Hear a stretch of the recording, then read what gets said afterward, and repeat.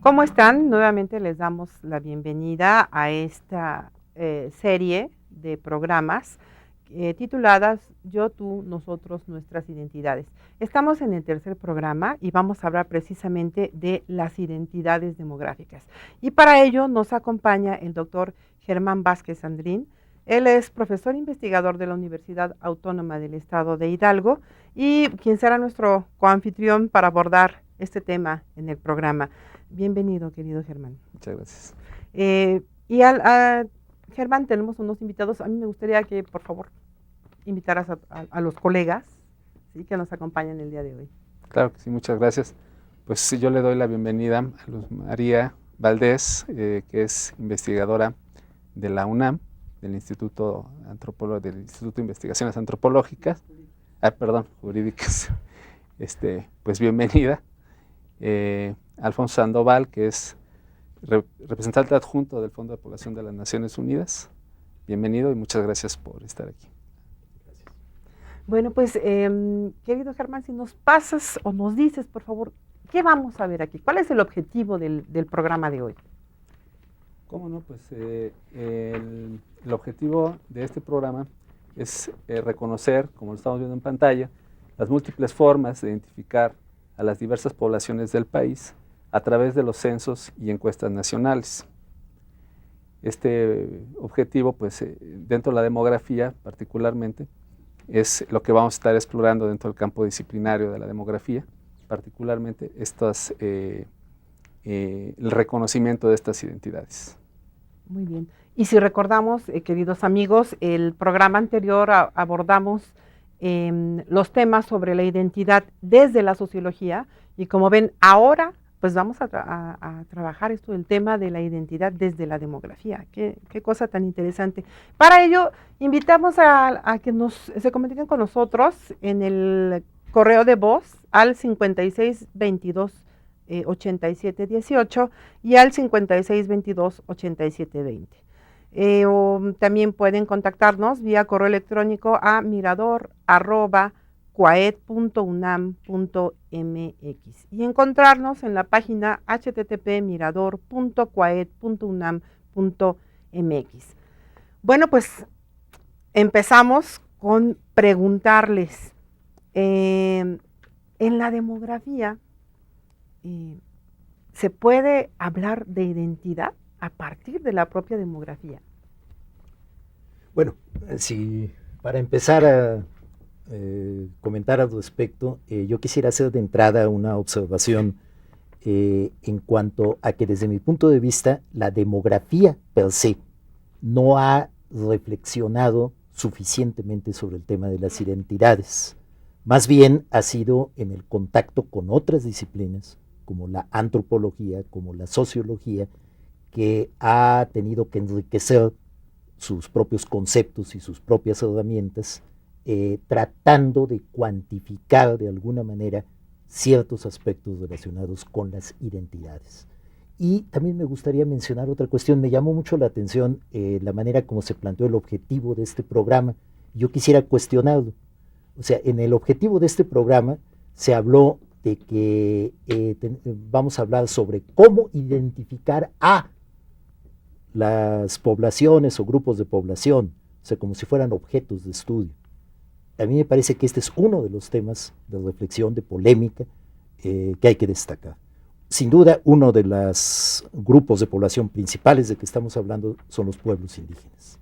y justamente uno de los principios reconocidos internacionalmente desde fechas recientes es que la identificación debe ser a partir de los propios pueblos indígenas, no ser identificados por otros, trátese del Estado, la sociedad occidental o lo que sea.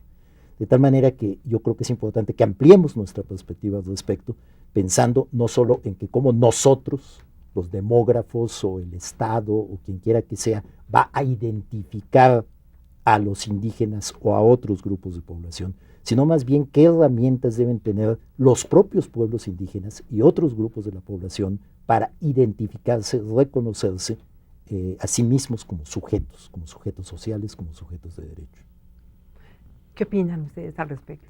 Bueno, yo lo que creo que es muy importante, aquí siguiendo un poco lo que está señalando Alfonso Sandoval, yo considero que más que la identificación, hay que irnos a la pregunta original de la identidad, que tiene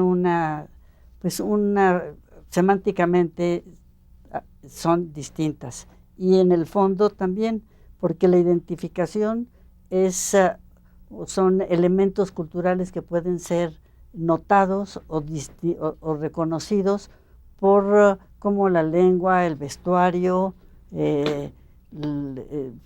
usos y costumbres, ¿no? Y sin embargo, la identidad cae en el campo de lo intangible, cae en el campo de la pertenencia, del sentido de pertenecer a una comunidad, del sentido de compartir y de heredar una serie de valores que son propios de ese grupo. Esos son los que yo creo que demográficamente es imposible de captar. Y para lo que se puede captar es identificar a los grupos. Sí, claro, se puede identificar por la lengua principalmente en el censo, por la religión es otra, y después pues sí vale la pena señalar que la pertenencia, ¿no? La pertenencia, el sentido de pertenencia, y yo insisto mucho que tenemos que regresar a captar esa información que se captó en 1921, en el censo de 1921, y un cuarto de la población se autoclasificó como indígena. Le trajo una preocupación grandísima a la gente de la administración pública, y en el censo de 30 decidieron quitarla. Y desde entonces no se ha vuelto a tomar como dato de información de población indígena. De tal manera que sí, la identidad como identidad es, y por la connotación esta intangible, que es a base de valores, es muy difícil. Y como elementos culturales para identificarlo, pues sí tenemos algunos como la lengua, y si se baja uno al nivel de las encuestas, entonces pues ya se pueden identificar grupos, por ejemplo, que estábamos comentando hace un momento, como los menonitas en Chihuahua, ¿no? Que es un grupo diferenciado, no son indígenas, no hablan español, sin embargo tienen normas de conducta, lenguas, reglas y costumbres totalmente distintas. Tienen una endogamia, quiere decir que solamente se casan entre ellos, y prácticas que solamente se reducen nada más a su comunidad. Entonces, este grupo, por ejemplo, es imposible rescatarlo a través de los censos, porque no hay una manera de saber que no es una religión, sino que es una sociedad nacional inserta dentro de México, ¿no? Que está desde 1800 y pico. Ahora, yo sí pienso que en la demografía, los demógrafos, en la práctica demográfica, hemos sido llamados, ¿no?, recurrentemente, en México y en otros países del mundo, ¿sí?, a establecer alguna forma o a colaborar para el establecimiento de alguna forma de identificación de los grupos étnicos, por ejemplo, ¿no?, a través de censos y encuestas. Es decir, esa ha sido una parte de nuestra participación que visiblemente, ¿no?, los demógrafos hemos estado llenando, y por nuestro conocimiento respecto, por ejemplo, estadístico, ¿no?, nuestro uso de las encuestas, de los datos empíricos, ¿no? De los resultados, o sea, como analistas de datos, pero también como generadores de datos, productores de datos estadísticos.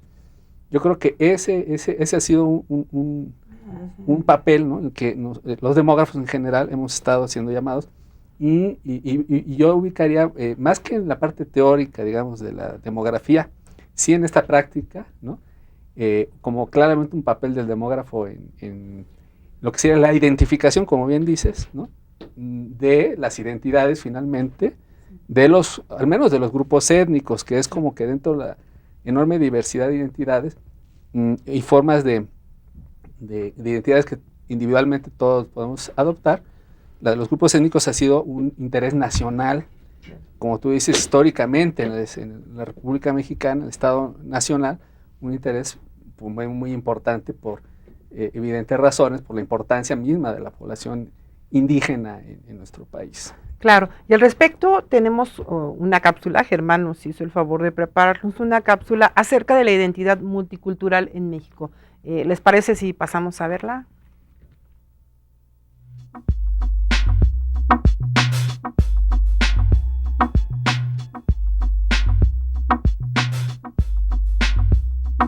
México es un país multicultural. El componente principal de dicha diversidad lo constituyen los pueblos originarios. El artículo 2 constitucional establece que la nación tiene una composición pluricultural sustentada originalmente en sus pueblos indígenas, que son aquellos que descienden de poblaciones que habitaban en el territorio actual del país al iniciarse la colonización, y que conservan sus propias instituciones sociales, económicas, culturales y políticas, o parte de ellas. Se estima que en el año 2005, casi 10 millones de personas habitaban en hogares indígenas en México, distribuidos en 68 grupos lingüísticos. Se han contabilizado al menos 25 regiones indígenas tradicionales repartidas en el norte, sur, sureste y centro del país. En estas regiones pobres se reproducen las prácticas agrícolas, artesanales, religiosas y artísticas que los distinguen del resto de la población. La migración en busca de trabajo y mejores condiciones de vida ha repartido a las poblaciones indígenas prácticamente por todo el territorio del país, en las ciudades metropolitanas, medias y pequeñas, en los modernos campos agrícolas, así como en explotaciones tradicionales, a lo largo de las fronteras internacionales, tanto en México como en el extranjero. Sin embargo, la diversidad cultural de la población del México actual no se limita a sus poblaciones autóctonas. Tiene también sus raíces en la población europea y africana fundamentalmente, así como en menor medida del resto de América, Asia y Oceanía. Si bien históricamente existen 3 grandes componentes culturales en México, claramente diferenciados en la población mestiza, indígena y afrodescendiente, prolifera además un gran número de pequeñas poblaciones culturalmente distintas, cada una con una identidad propia, de las cuales se sabe muy poco. En su conjunto, todas ellas le dan sentido a nuestra identidad mexicana, y el reconocimiento público y visibilidad de dicha diversidad es una premisa básica que debe ofrecer un Estado pluricultural como el nuestro.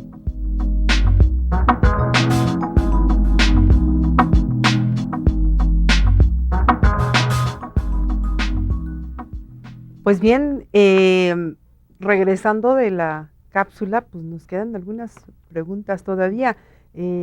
Adelante, ¿qué pasó? Sí, yo quisiera hacer un comentario porque me interesó mucho la cápsula y creo que es un momento de hablar de lo que es la identidad, porque tenemos en donde están comprendidos todos, que es la identidad nacional, en donde están comprendidos los indígenas y los menonitas y todos los que se sienten mexicanos. Entonces, sin embargo, ha habido un rezago en el reconocimiento de la identidad étnica y en la cotidianidad, porque están excluidos de muchísimos accesos a la salud y a la educación, y sin embargo rescatamos de ellos pues el escudo nacional, ¿no?, que está en la bandera. Entonces ese escudo nacional es indígena. Y nos hace esa referencia, que es y partimos de la mexicanidad, digamos, de alguna manera, de la identidad mexicana, a partir de esa bandera que todos los mexicanos cuando la vemos nos emocionamos muchísimo, y sin embargo no respetamos, o no se respeta lo que representa el símbolo que está en este símbolo. Claro, ¿no? O sea, basado en esta parte de la fundación de Tenochtitlan y usado como símbolo nacional, claro, identificado a nivel internacional, ¿no? Sí, esa es la identidad de los mexicanos, esa es la identidad nacional. Claro. Y después ya se va a las identidades específicas de cada uno de los grupos. O a la inversa, a las identidades internacionales, ¿no? ¿Cómo podríamos hablar o meter en la discusión esta parte de las identidades internacionales? Desde el punto de vista internacional, más que identidades per se, diría más bien, centrándonos en el tema en que estamos hablando, cómo se captan esas identidades y particularmente las de tipo étnico, que son de que estamos hablando. Lo primero que quisiera destacar es que el fenómeno de las identidades va mucho más allá de las identidades étnicas. Hay identidades de otros tipos, o sea, hay identidades nacionales, subnacionales, religiosas, raciales, y por ejemplo ahí el tema de la población afromestiza es muy relevante en América Latina, en México, y en México ha sido muy poco tratado. En fin, el fenómeno de las identidades va mucho más allá de lo étnico, sin duda, pero estamos conscientes de que uno de los aspectos principales es el que concierne a las identidades de los pueblos indígenas. En ese sentido, yo quisiera hacer referencia muy brevemente a algunos datos a nivel internacional, datos que sobre todo provienen de la anterior ronda de los censos, no de la que actualmente está en desarrollo, que se le llama la ronda 2010, que son todos los censos que se levantan en los países alrededor de un año, en este caso 2010. Y esta ronda obviamente todavía no se completa en varios países. Pero refiriéndonos a la de hace 10 años, a la llamada ronda de censos del 2000, encontramos, por ejemplo, que de 19 países que en América Latina y el Caribe levantaron censos, 16 de ellos incluyeron preguntas relacionadas con la identificación de pueblos indígenas y o afrodescendientes también. Y entre esos 16 países, obviamente dentro de ellos está México, se encuentran distintas combinaciones. Algunos captan, la mayoría de ellos de hecho, captan la autoadscripción étnica o la pertenencia étnica. Y aquí quisiera subrayar que la recomendación internacional en este tema es precisamente la de darle preeminencia y darle la prioridad a ese criterio de autoadscripción étnica. En realidad el criterio de lengua indígena, que es el que tiene mayor tradición en los censos mexicanos, debe ser visto como un criterio secundario y complementario a la propia identificación de los pueblos indígenas de sí mismos. Ahora, otra cuestión es, y seguramente más adelante vamos a hablar sobre ello, cómo estamos captando en México esos fenómenos, y ahí hay mucho que discutir. Claro.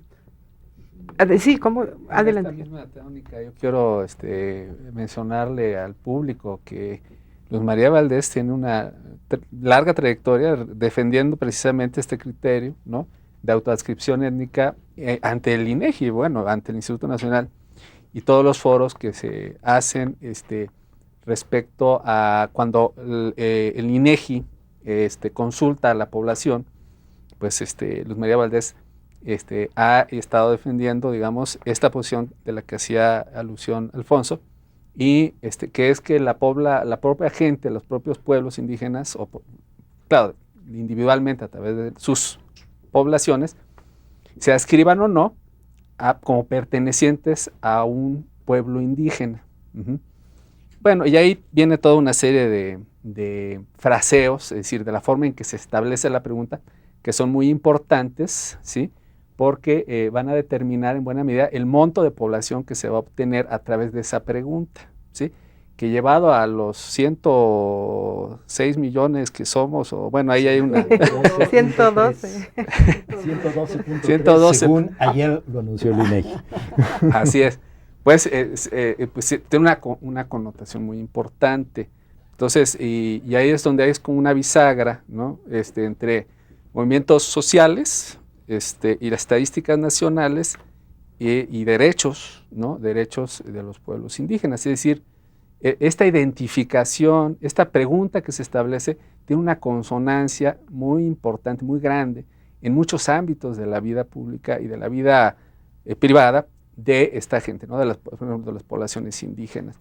No solamente de los indígenas, también de otros grupos étnicos que evidentemente no han sido visibilizados, ¿no? Gracias a su representación en las estadísticas nacionales. Muy bien. Germán, hay una entrevista que realizaste al maestro Enrique Serrano Carreto. ¿Les parece bien si pasamos a ver esta entrevista? Gracias.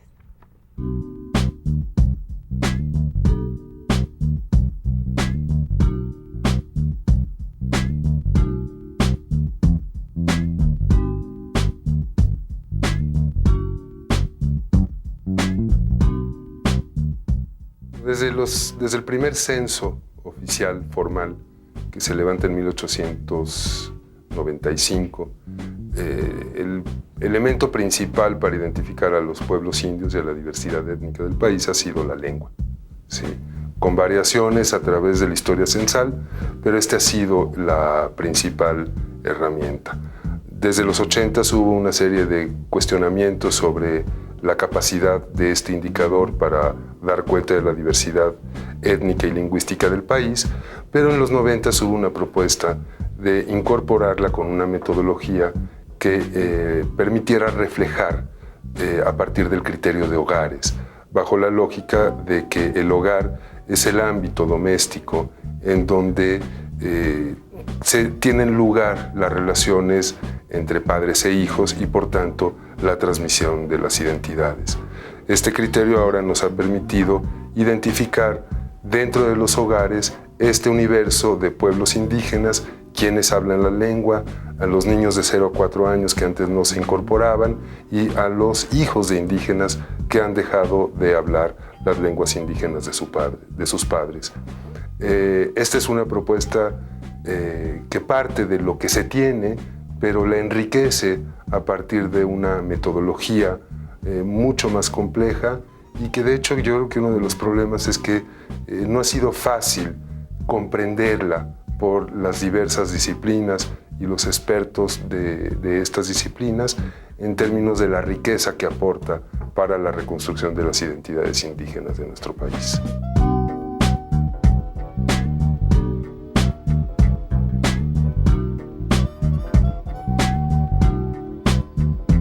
No es lo mismo captar la diversidad étnica en un censo nacional que en una encuesta regional, una encuesta nacional o incluso un trabajo de corte más cualitativo o antropológico. Si hablamos de los censos y las encuestas nacionales, yo sí creo que la pregunta de hablantes de lengua indígena puede dar con una buena base metodológica, con una propuesta metodológica que permita rearticular mejor el dato bruto, ¿sí? Yo creo que sí es una buena opción para dar cuenta de la diversidad etnolingüística de nuestro país.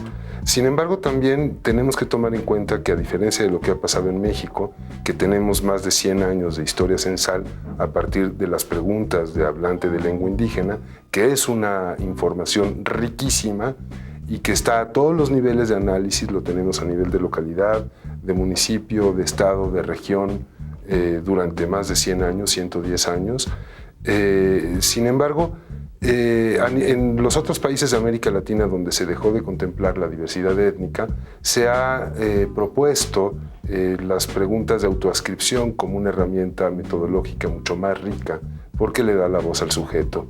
Esta propuesta creo que es importante, no la hemos explorado lo suficiente en México y esa es una tarea que tenemos pendiente y en donde deberíamos de trabajar coordinadamente las diferentes disciplinas interesadas en los problemas de las identidades y la diversidad en nuestro país.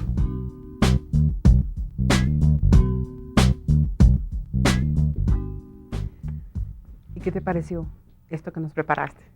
No, pues me pareció muy bien. Yo creo que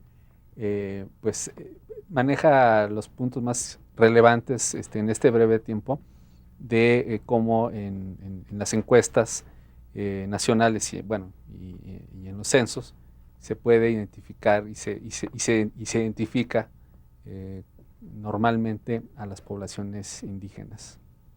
¿Y es posible identificar las identidades en las estadísticas demográficas? Bueno. Adelante. En las estadísticas demográficas se pueden identificar las lenguas si a través de eso rescatar la identidad, a través de otros mecanismos antropológicos y sociológicos. Nomás las estadísticas, el censo nada más nos da opción de entrar a la lengua, es la única entrada que nos da, y en el censo ampliado a la pertenencia étnica en el 2010 yo creo que no venía en el ampliado, a lo mejor si venía de cualquier manera no es una buena captación porque no abarca las comunidades indígenas, entonces capta muy poquita, una proporción de población muy pequeña, que es muy difícil de trabajar. Pero lo que sí es importante rescatar aquí son las principales lenguas indígenas, cómo tienen distintas identidades y distintas manifestaciones de su identidad. Tenemos, por ejemplo, el náhuatl, que es la lengua indígena que se habla mayor en toda la República, está presente en todos los estados de la República, en unos con una presentación muy indígena, en donde todavía todos los elementos culturales propios del indigenismo están presentes, con una fecundidad alta, o sea, todos los elementos demográficos que se pueden rescatar de los municipios que hablan lengua indígena, que tienen una alta proporción de lengua indígena, nos encontramos esas diferencias.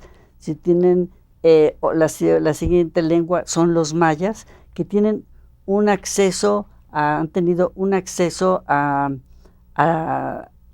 incorporarse a la salud, y nos tienen un comportamiento demográfico totalmente distinto a los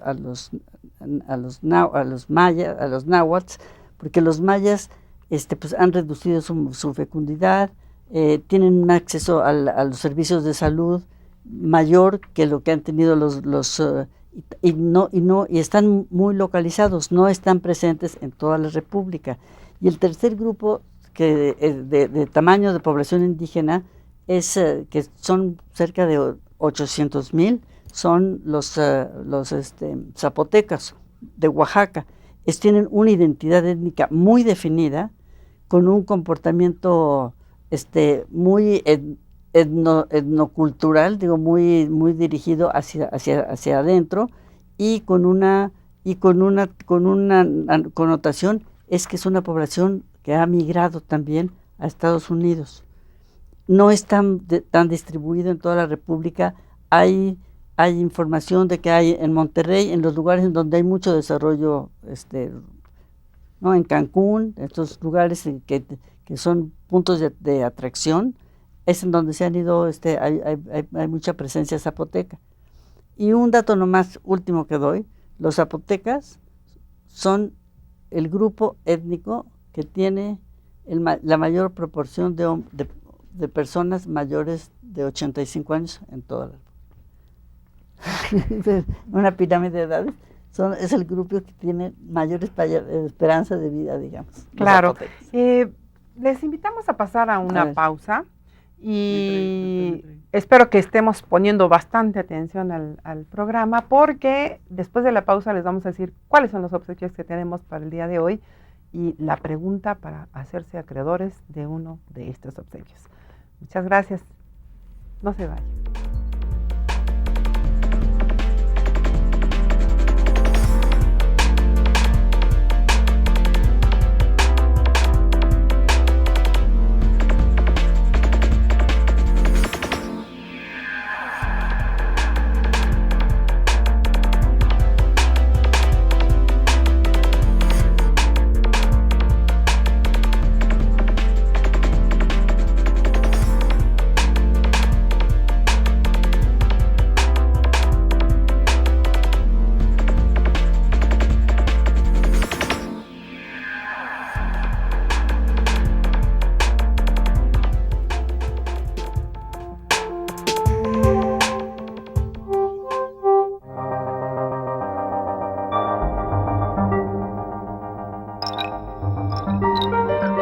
the cornfields dot the hillsides where once there were hickory and chestnut.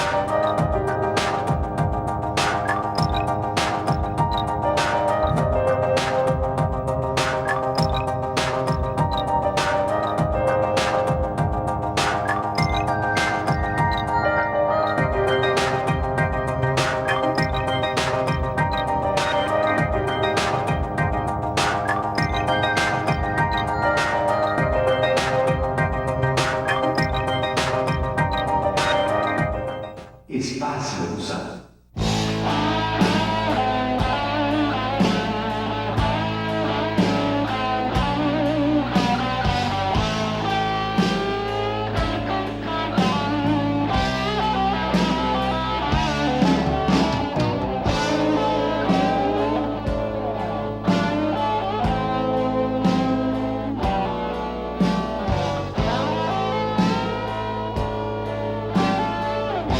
Espacio Usado.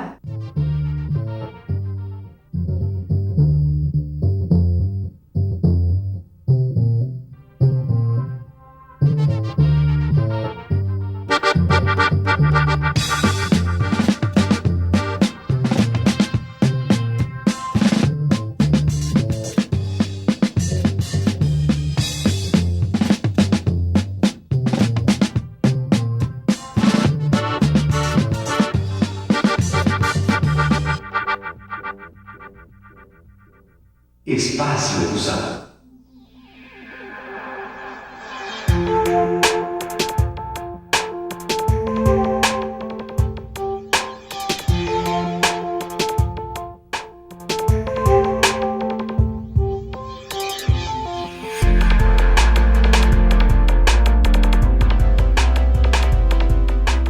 Amigos, qué bueno que continúan con nosotros. Y bueno, lo prometido es deuda. Tenemos un obsequio. Es un libro titulado Fecundidad Indígena, del doctor Germán Vázquez Sandrín. Y Germán, brevemente, ¿de qué vamos a encontrarnos en el libro?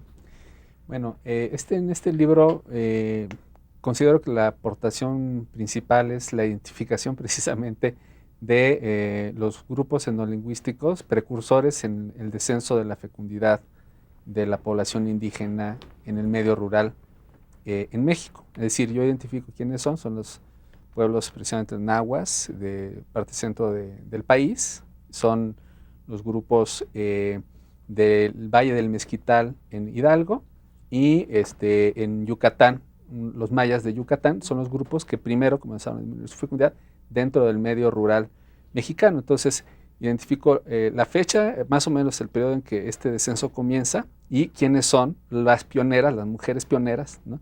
en este descenso de la fecundidad de una fecundidad natural a una fecundidad controlada.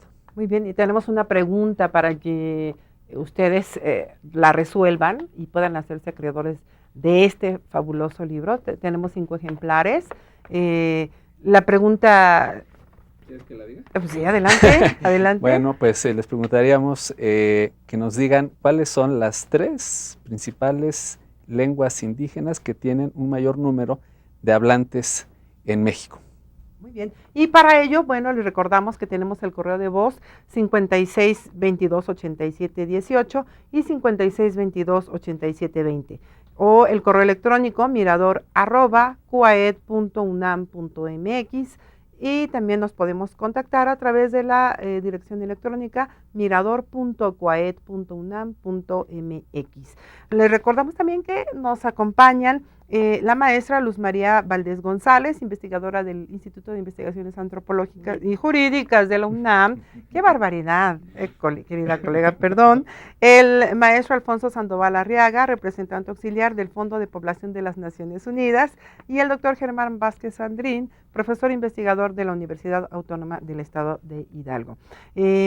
Pasamos a la segunda parte de la entrevista, Germán, y acompañantes, si me lo permiten, y después de esta parte... adelante. La parte anterior, perdón, muy brevemente que quisiera adelante. Yo destacar, me parece, a partir del video, lo que presentaba Enrique Serrano, los comentarios de Germán, yo creo que se resalta muy bien el lado de lo que yo le podría llamar el vaso medio lleno, pero yo quisiera destacar también el lado del vaso medio vacío. Me explico. Está plenamente reconocido que en México tenemos una gran riqueza de información estadística sobre hablantes de lengua indígena. Es una información muy rica, tenemos series históricas, podemos analizar muchísimos aspectos de tipo demográfico, de tipo socioeconómico. De eso no me cabe la menor duda. Sin embargo, creo que es importante subrayar también los desafíos que seguimos teniendo en México. Por ejemplo, ¿qué pasa con otras fuentes de información? Se hablaba de estadísticas demográficas. Muy bien, hay partes enteras de las estadísticas demográficas donde no hay absolutamente nada sobre lengua indígena, menos todavía sobre autoadscripción o pertenencia étnica. Por ejemplo, las estadísticas vitales, estadísticas de nacimientos, estadísticas de defunciones. Ahí no hay absolutamente nada de información al respecto. Y es una pieza fundamental de la información demográfica. Encuestas. Se han mencionado las encuestas. Las únicas encuestas nacionales que han incorporado, y por cierto con distintos criterios y distintas maneras de captar esa información, son las encuestas nacionales en temas demográficos o de fecundidad durante las últimas 2 décadas. Pero aún ahí encontramos diferencias apreciables en la forma como se capta el fenómeno, la forma como se procesa, los criterios de muestreo. Entonces tampoco tenemos una buena continuidad al respecto. Si nos vamos a otras esferas de información estadística, en encuestas de migración, en encuestas de empleo, en medición de pobreza, no tenemos nada. No tenemos nada que nos permita caracterizar de manera directa y con los criterios que hemos mencionado, siquiera a los pueblos indígenas, menos todavía a los afrodescendientes u otras identidades étnicas. Tenemos mucho que hacer al respecto todavía. En la ENIC 2008 ya aparece hablantes de lengua indígena. Por primera vez en la historia del ENIC aparece hablantes de lengua indígena. Y ya permite calcular la pobreza como la calcula Coneval, ¿no? Para indígenas, primera vez. Sin duda, será un gran avance, ¿no? Por supuesto, en ese sentido, ¿no?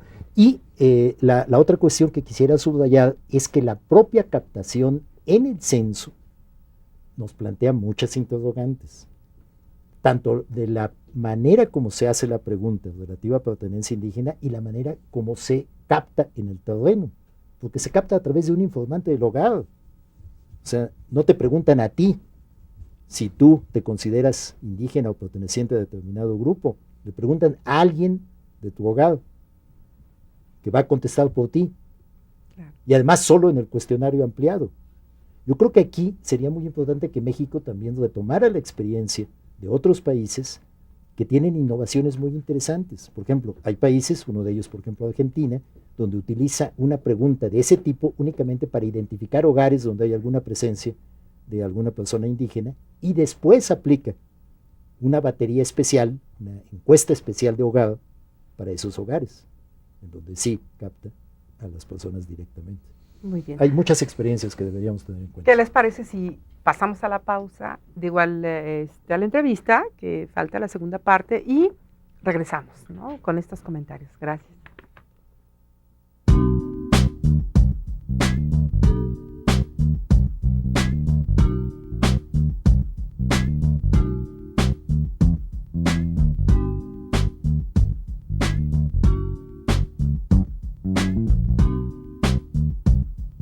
La Constitución lo que mandata a partir de la modificación de 2001 es la diversidad, el reconocimiento de la diversidad étnica y cultural del país, sustentada principalmente en los pueblos indígenas. Y la Constitución define precisamente el concepto de pueblos y comunidades indígenas como el enunciado central que permite dar cuenta de esta diversidad. A partir de ahí se han hecho ejercicios interesantes para articular, para vincular los conceptos que te permiten definir qué es pueblo y comunidad indígena, y la propuesta ha sido a partir de la categoría de hogares para su identificación.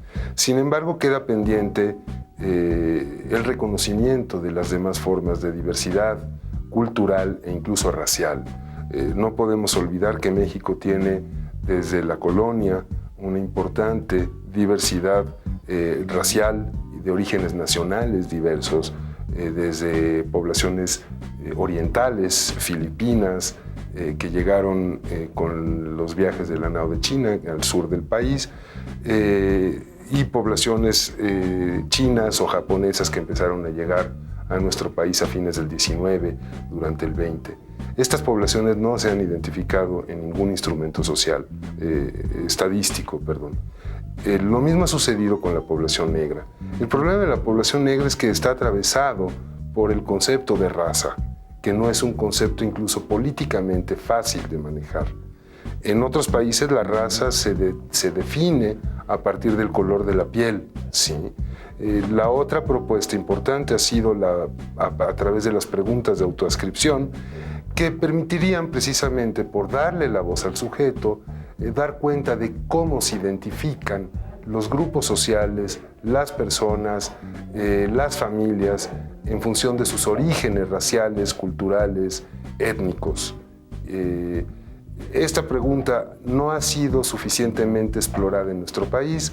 Se intentó aplicar en el censo de 2000, fue un buen ejercicio, pero no se ha vuelto a aplicar en los ejercicios censales o en los ejercicios de las estadísticas nacionales. Desde mi punto de vista, harían falta dos cosas. Uno, abundar en las posibilidades de construir, a través de las preguntas de autoascripción, la posibilidad de identificar verdaderamente la diversidad social y cultural y racial de nuestro país, y por otro lado, hacer propuestas concretas para que en los sistemas nacionales de información se incorporen este tipo de preguntas que dan cuenta precisamente de lo que en realidad somos como país diverso, y no únicamente de pueblos indígenas, también de poblaciones con origen afromestizo o mexicano-africanos, o poblaciones judías, árabes, chinas, japonesas o de otras regiones de Oriente y del resto del mundo.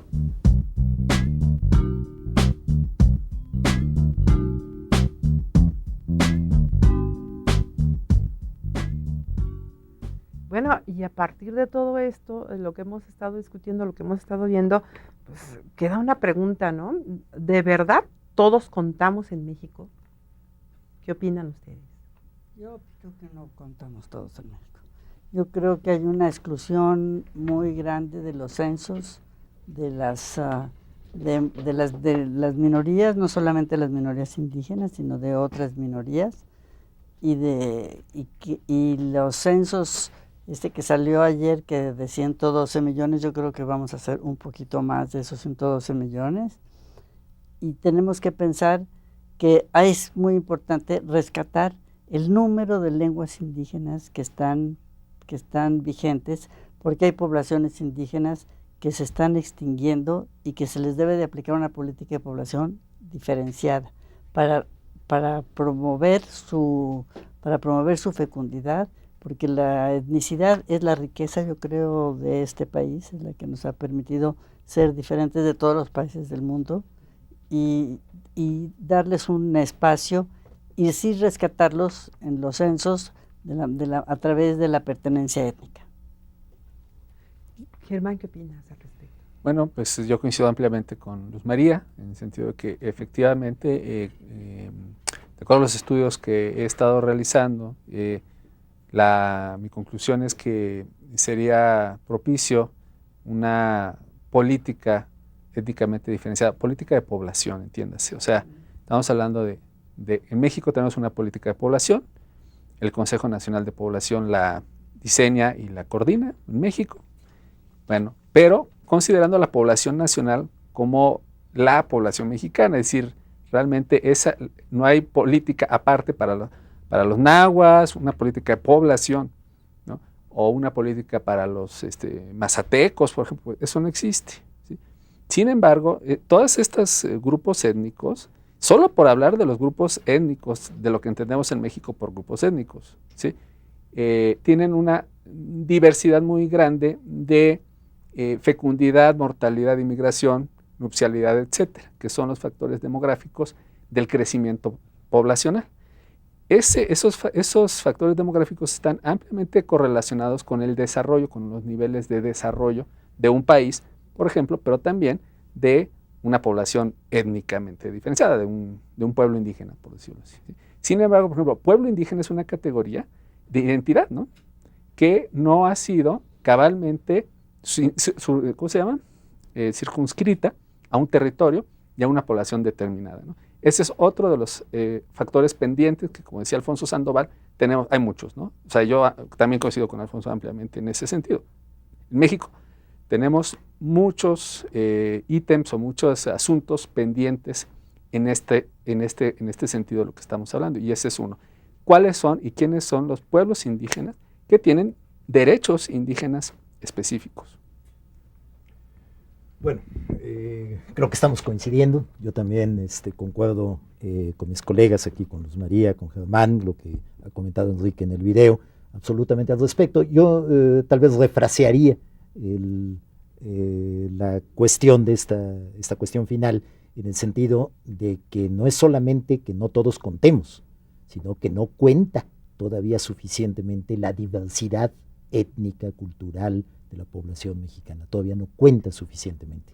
Y únicamente agregaría a lo que han dicho mis colegas una reflexión sobre precisamente su impacto en las políticas, en los programas. Yo creo que es muy importante pensar de que no se trata solamente de las políticas o los programas que se diseñan para estos grupos. Creo que aquí el eje principal debe estar en que deben ser diseñados con ellos, o sea, a través de un proceso real de participación, no de una simple consulta, no de un simple recabamiento de información, y ahí todavía tenemos mucho que hacer al respecto. Y una referencia final: hemos hablado relativamente poco del pueblo negro o de la población afrodescendiente, afromestiza y tantos términos que se utilizan al respecto. Aquí quisiera subrayar, y qué bueno que estamos en un espacio universitario, un espacio de la Universidad Nacional, que hasta donde sé, el primer estudio sistemático lo está conduciendo al respecto el Programa Universitario México Nación Multicultural, precisamente sobre todo en los estados de Guerrero, de Oaxaca, de los que tienen precisamente una mayor presencia de población negra. Y aquí yo creo que es importante utilizar ese término, que es el término que está reivindicando las propias comunidades negras al respecto. Y esto nos va a dar, sin duda, muchos elementos también para mejorar tanto la información al respecto, pero sobre todo la propia participación de estos pueblos en los procesos de política pública. Muy bien, ¿qué les parece si pasamos a la tercera parte de la entrevista y regresando continuamos con estos comentarios? ¿Sí? Gracias.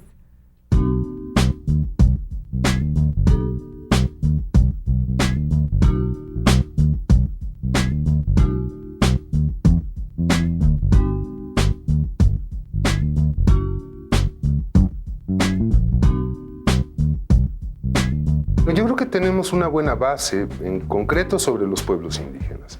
Si bien es insuficiente, si bien hay muchos pueblos indígenas y muchos hijos de indígenas que no son incorporados en estos instrumentos estadísticos, sí tenemos un aproximado bastante cercano a la realidad. Hablamos de alrededor de 10 millones de personas que conforman a los pueblos indígenas. Sin embargo, de los otros grupos sociales que dan cuenta o que forman esta diversidad, prácticamente no sabemos nada. De la población de origen africano, sabemos que está asentado en la región de Veracruz y Oaxaca de Playa Vicente, en la costa del Golfo, en la zona del Pacífico Sur, en la zona en Coajinicuilapa del estado de Guerrero, en Pinotepa Nacional, en Jamiltepec, el distrito de Jamiltepec en Oaxaca también. Los grupos pequeños como los moscovos que se asentaron en Coahuila y algunos otros más. Pero ¿cuántos son? No tenemos la más remota idea. Lo mismo sucede con las poblaciones, por ejemplo, de origen chino, de origen japonés. Sabemos que conocemos algunos asentamientos en Chiapas, en el norte de la República, en Torreón, en Mexicali. Sabemos que hay asentamientos de origen chino o de origen japonés, pero no tenemos la más remota idea de a cuánto asciende su número. Igual podríamos seguirnos con relación a los menonitas. Sabemos que llegaron a fines del 19 y que han continuado presentes en nuestro país, que hay colonias en el Golfo, en la zona de Tabasco, predominantemente en el norte, en Chihuahua, en Coahuila, pero no sabemos cuántos son. Yo creo que sería importante, por un lado, contar con metodologías que nos permitiera saber cuántos son, dónde están y cómo reconstruir sus identidades, cómo ayudarles a reconstruir sus identidades y por otro lado hacer propuestas concretas a los responsables de los sistemas nacionales de información que permitan incorporar algunas preguntas básicas a los instrumentos de carácter nacional como son las encuestas o los censos.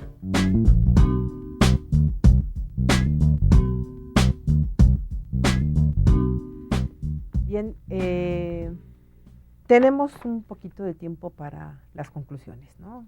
¿Qué nos pueden decir respecto de esto de las identidades demográficas? Maestra, por favor.